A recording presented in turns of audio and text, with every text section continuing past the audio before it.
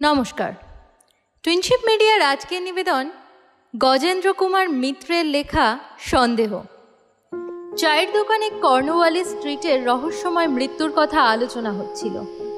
দোকানের মালিক বিমলদা বললেন, আমার মনে হয় আত্মহত্যা। আমি আর এক কাপ চা ফরমাশ করে বললাম, আত্মহত্যা বলে মনে হয় না, ঠিক দুর্ঘটনা বলেই বোধ হয়। কোনো রকমে মাথায় ধাক্কা টাক্কা লেগে। ওপাশে একটি 27-28 বছরের যুবক বসে চা খাচ্ছিল। শ্যামবর্ণ, ঈষৎ কোকড়া চুল, মুখের ভাব কঠিন, দৃষ্টি তীক্ষ্ণ। সে হঠাৎ চায়ের কাপ ঠেলে দিয়ে বলল, অ্যাক্সিডেন্টও নয়, আত্মহত্যাও নয়,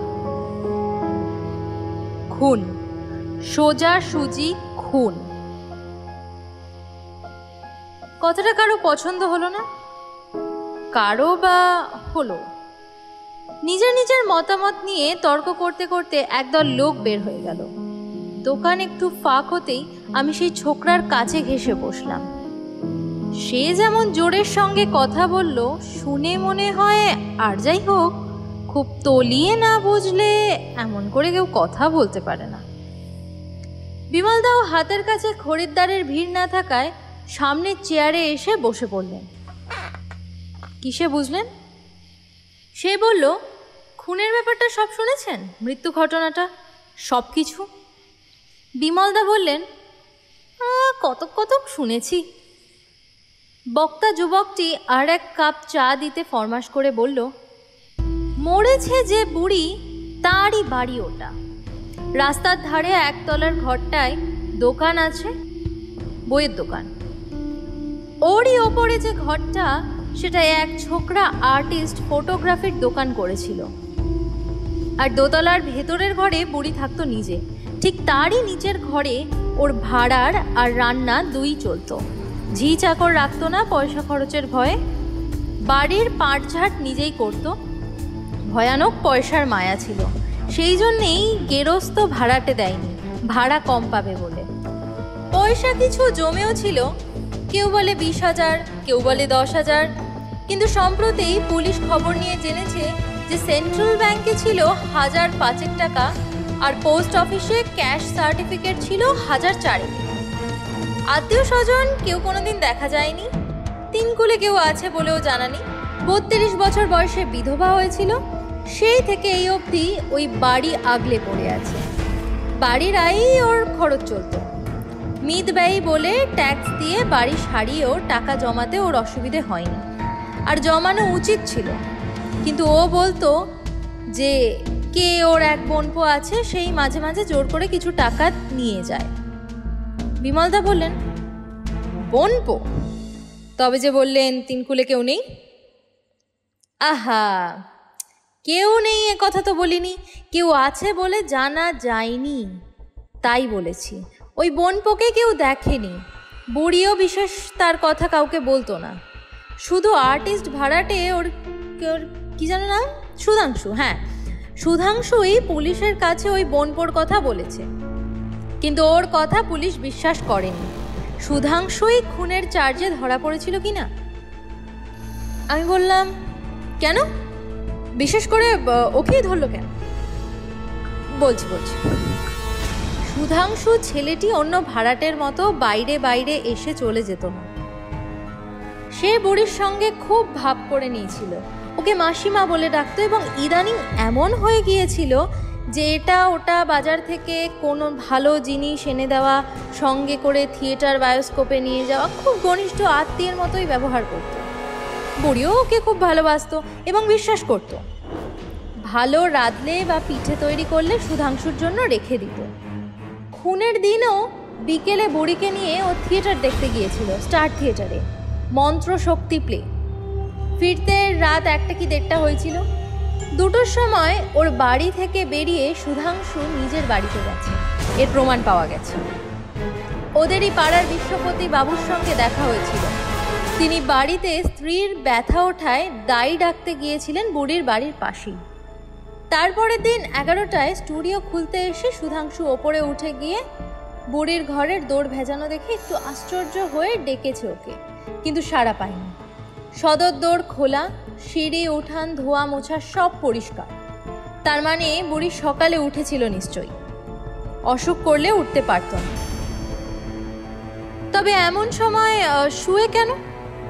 তারপর মনে হয়েছে যে আগের দিন রাত জেগেছে বলে বোধহয় সকালে করে রান্না খাওয়া সেরে শুয়ে পড়েছে, সেই জন্য তখন আর ডাকেনি। নিজের স্টুডিওতে বসে কাজ করতে শুরু করে দিয়েছিল। কিন্তু 4টে বেজে গেল যখন, তখন একটু আশ্চর্য হয়ে গেল। 3:30-র সময় বুড়ি রোজ নিচে চা খেত আর ওকে দিয়ে যেত। আজ সে নিয়মের ব্যতিক্রম হতে দেখে একটু বিচলিত হলো। এতক্ষণ বুড়ি রাত্রেও ঘুমোয় না, তার উপর দিনের বেলা এত ঘুম।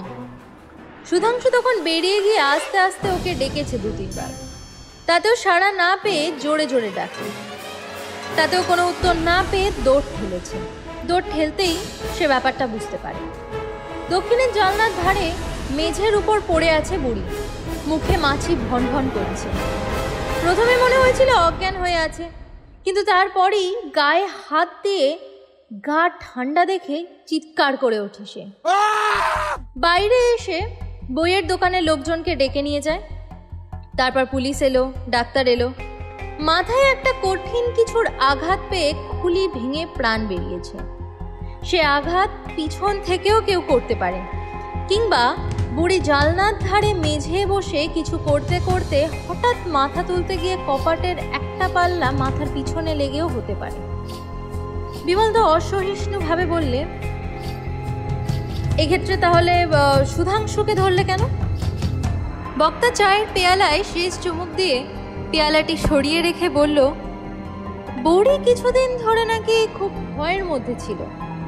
ওর সেই বোনপো নাকি বলেছিল যে ওকে 1000-5 টাকা না দিলে সে ওকে খুন করে ফেলবে। এসবই সুধাংশু বলেছে অবশ্য। বুড়িও কিছুদিন যাবৎ কাশি বাস করবে স্থির করেছিল। সেই অনুসারে বুড়ি সুধাংশুর বাপের সঙ্গে বন্দোবস্ত করে সে যথা সর্বস্ব সুধাংশুর নামেই লেখাপড়া করে দেবে। ওরাই ওর বাড়ি ঘরদোর দেখাশোনা করবে। শুধু বুড়ি যতদিন বাঁচবে, যেখানেই থাক না কেন, ওর সব খরচ এরা পাঠিয়ে দেবে। সুধাংশুর বাপ অ্যাটর্নি, তারই অফিসে গিয়ে চুপি চুপি ঘটনার দিনই দলিলে সই করে দিয়ে আসে।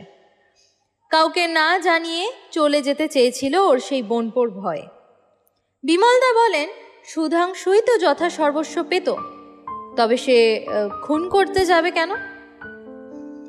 যত তাড়াতাড়ি পায় এই জন্যে। তাছাড়া বুড়ির কাছে পুরনো গয়না মোহর যা কিছু ছিল তাও সেই দিনই ও বেঁচে আসে। বিদেশ যাবার আগে হাতে নগদ টাকা কিছু দরকার বলে, প্রায় 700-800 টাকা হবে। সে টাকাটা পুলিশ পায়নি খুঁজে, এবং সে টাকার কথাও সুধাংশু ছাড়া আর বিশেষ কেউ জানত না। কিন্তু সুধাংশু আজ মুক্তি পেয়েছে। আমি ও বিমলদা প্রায় একসঙ্গেই বলে উঠলাম, কি করে? হ্যাঁ, আজই রায় বেরিয়েছে। ওর বিরুদ্ধে এমন ভয়ানক সন্দেহ থাকা সত্ত্বেও ওর বাপের তদবিরের ফলে ও মুক্তি পেয়ে গেল। বুড়ির সামনের বাড়ির লোকেরা সাক্ষী দিয়েছে যে খুন রাত্রি 2টোর সময় নাকি কিছুতেই হতে পারে না, যেহেতু তারা আজ সকালে বেলা 6:30টার সময় ওকে নিয়মিত সদর দোর খুলে জল ছড়া ঝাড় দিতে দেখেছে।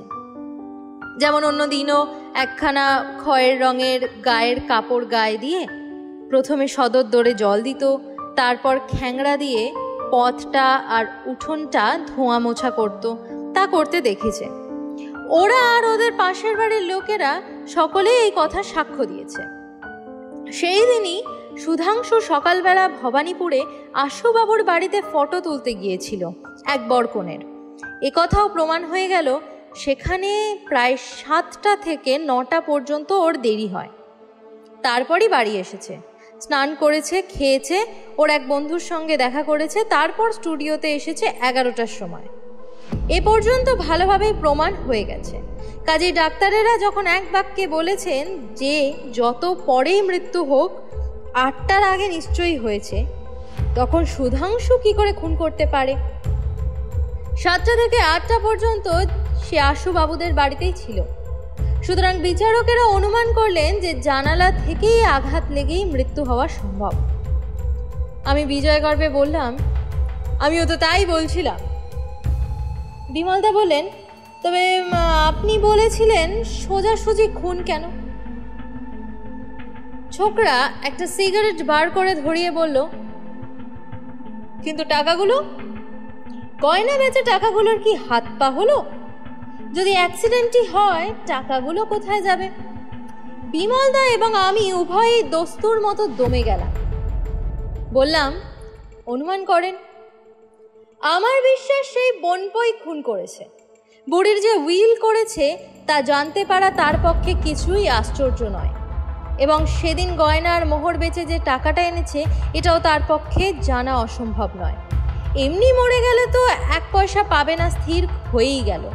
কাজেই ওই 700-800 টাকা যদি কোনো রকমে হাতছাড়া হয়ে যাবার আগে বাগাতে পারে সেই মতলব ছিল। এই ধরুন বাড়ি ঢোকবার সুযোগেরও অভাব হয়নি। ওরা যখন রাত 1:30টার সময় থিয়েটার থেকে এসে দৌড় খুলে ভেতরে গেছে, সেই সময় সে স্বচ্ছন্দে ঢুকে পড়তে পারে। ওপরে সুধাংশু মিনিট 10 ছিল, এই কথা সে নিজ মুখেই বলেছে। সেই সময়টা তার পক্ষে নিচে বা ওপরে কোথাও লুকিয়ে থাকা মোটেই অসম্ভব নয়। পায়খানাতেও ঢুকতে পারে। যাই হোক, তারপর সুধাংশু চলে গেলে বুড়ি হয়তো দৌড় বন্ধ করে ওপরে এসে খাওয়া দাওয়া সেরে শোবার উদ্যোগ করছিল। সেই সময় মনে করুন সে পিছন দিক থেকে এসে যদি কোনো একটা জিনিস দিয়ে আঘাত করে থাকে, হয়তো তার একেবারে খুন করার উদ্দেশ্য ছিল না, মনে করেছিল এমনি একটু জখম হবে বা অজ্ঞান হয়ে পড়বে, কিন্তু বুড়ি ওই এক আঘাতেই শেষ হয়ে গেছে। তারপর টাকাটা খুঁজে নেওয়া তার পক্ষে এমন আর আশ্চর্য কি? আমি বললাম, কিন্তু সামনের বাড়ির লোকেরা যে সকালে দেখেছে ওকেই যে দেখেছে তার তো কোনো প্রমাণ পাওয়া গেল না। ধরুন সেই খুনি বনপই হয়তো টাকা খুঁজতে খুঁজতে ভোর হয়ে গেছে দেখে সে সময় বাড়ি থেকে ওকে বেরোতে দেখলে সন্দেহ হতে পারে মনে করে তাই নিজেই মাসির একটা থান পরে আর গায়ের কাপড় জড়িয়ে ধোয়া মোছা বাসন মাজা সব করেছে। মাথা গা যতদূর সম্ভব ঢাকা ছিল, শীতকাল কেউ সন্দেহ করেনি, কাজেই ভালো করে কেউ দেখতেও পায়নি। সুতরাং দূর থেকে ওর মাসিকেই মনে করেছে। তারপর বাড়ির মধ্যেই লুকিয়েছিল। বেলা হতে সুধাংশু স্টুডিও খুলতেই যখন বাইরের লোক ভেতরে ঢোকা বা বাইরে যাওয়া মোটেই আশ্চর্য নয়, সেই এক অবসরে বেরিয়ে গেছে। এরকম তো হতে পারে। পুলিশের অবশ্য সে কথা মাথায় আসবে না, এসে আগেই জানতো। আমি এবং বিমলদা কিছুক্ষণ দূরে রাস্তার ওপারে চেয়ে রইলাম।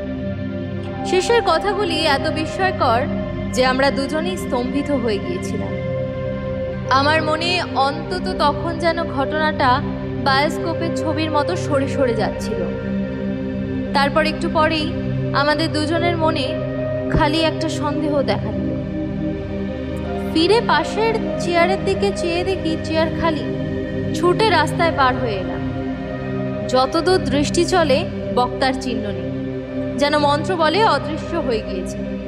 বিমলদা বললেন, চোরের সামনে দিয়ে পালিয়ে গেল। ধন্যবাদ এতক্ষণ সঙ্গে থাকার জন্য। নমস্কার, আমি অঙ্কিতা। এই ভিডিওটি যদি আপনাদের ভালো লেগে থাকে তাহলে অবশ্যই লাইক করে দেবেন, শেয়ার করে দেবেন, এবং আরও নতুন নতুন এরকম কন্টেন্ট পেতে হলে চ্যানেলটিকে সাবস্ক্রাইব করে দেবেন। ধন্যবাদ।